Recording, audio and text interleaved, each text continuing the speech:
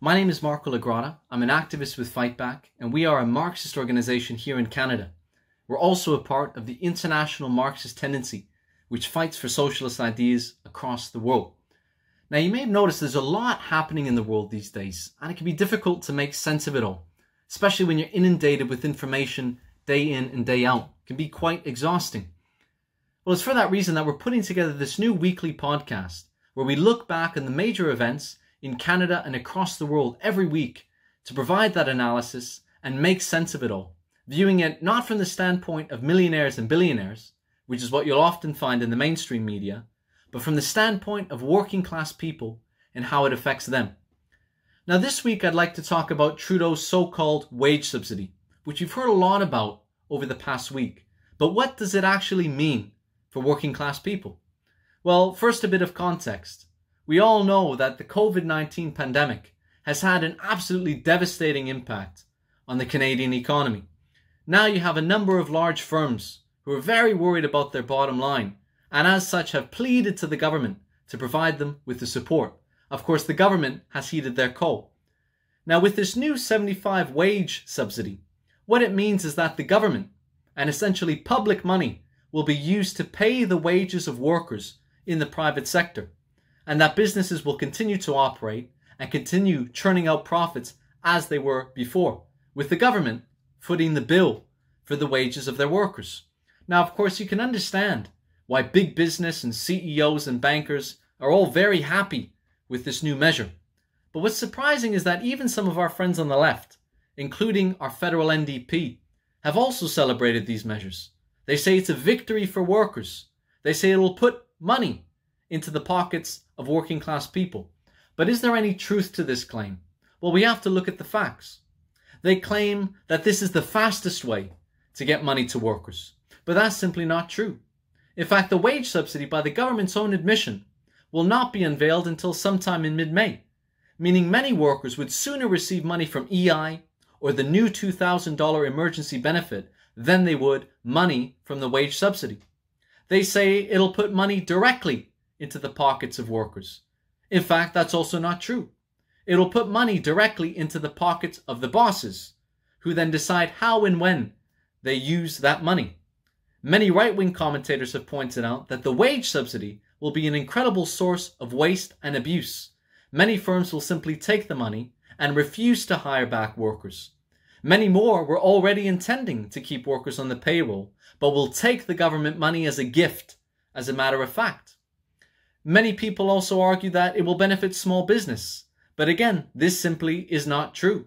Many small businesses, in fact, will have folded by the time the wage subsidies are eventually unveiled in mid-May. Who's going to benefit? Of course, the large corporations who have the financial means to hold out until that time. And finally, they say it'll put people back to work, even if it has all these faults. But it misses an important point, namely that many workers should not be working. In fact, many workers have demanded that they be sent home at full pay, precisely to avoid contracting this virus and spreading it to their families. And this demand has been totally ignored by the bosses and totally ignored by Trudeau. Every single day we see our pompous Prime Minister stepping outside from the comfort of his own home, lecturing ordinary people, saying that it's them to blame for this pandemic, that it's them to blame for not self-isolating. But our Prime Minister misses one very important point, is that many of those people have no choice but to expose themselves. Many of those people are forced to continue going into work. And why? Because our Prime Minister and the bosses in this country have refused to shut down non-essential production. And why haven't they shut down production? Simply because they want to make more profits for themselves. A wage subsidy only allows this production to continue running. If they were truly acting in the interests of workers, they would be sending them home with full pay. But of course, these cheapskates, the capitalist class in our country, don't want to pay for it.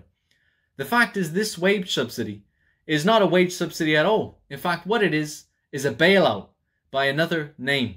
And we've seen the results of this in the past.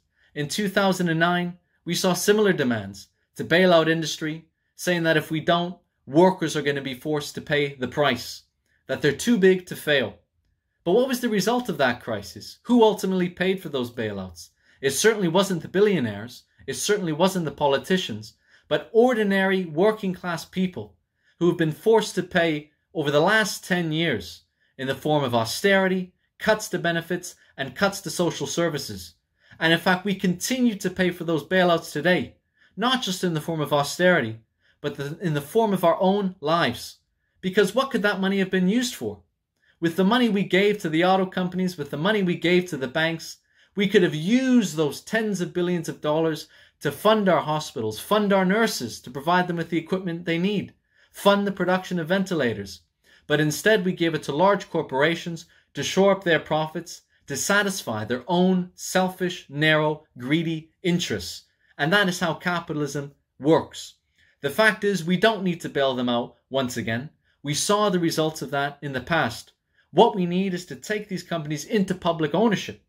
With the money we've given them over the years in bailouts and subsidies, we could have purchased these companies and taken them into public ownership many times over and begun to run them not in the interests of profit, but in the interests of need. The fact is, the wealth exists in society to massively fund our hospital system, to provide the support to our nurses to fight this pandemic. But instead, that money has been pissed away time and time again to satisfy the selfish interests of a narrow and tiny minority. We bailed them out in 2009 and we paid the price for it. We should not and must not bail them out again. Call it a wage subsidy or call it whatever you want.